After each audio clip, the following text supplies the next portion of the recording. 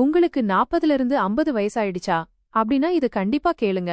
கேட்ட உடனே மனசு ஏத்துக்காது, ஆனா இதுதான் நெசம். நம்மள யாருமே இன்னும் நிறைய வருஷம் உசுரோட இருக்க போறதில்ல. போகும்போது எதையும் தூக்கிட்டு போக போறதில்ல. அதனால கஞ்சத்தனம் பண்ணாதீங்க. செலவு செய்ய வேண்டியதுக்கு செலவு செய்யுங்க. சந்தோஷமா இருக்க வேண்டிய நேரத்துல சந்தோஷமா இருங்க. உங்களால முடிஞ்சதான தர்மத்தை யோசிக்காம செய்யுங்க. எதுக்குமே கவலைப்படாதீங்க. நீங்க கவலைப்படுறதால எதையாவது நிறுத்த முடியுமா? வர்றது வந்தே தீரும். நம்ம செத்ததுக்கு அப்புறம் நம்ம பொருளுக்கெல்லாம் என்ன ஆகுமோன்னு கவலைப்படாதீங்க.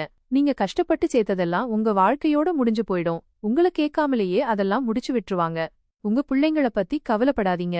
அவங்களோட வாழ்க்கை அவங்களுக்குன்னு விதிச்சபடிதான் நடக்கும். அதுல நீங்க எந்த மாத்தத்தையும் செய்ய முடியாது. சம்பாதிக்கிறேன்னு பணத்தை தேடி அலையாதீங்க. பங்குச்சந்தையெல்லாம் தலை வச்சு படுக்காதீங்க.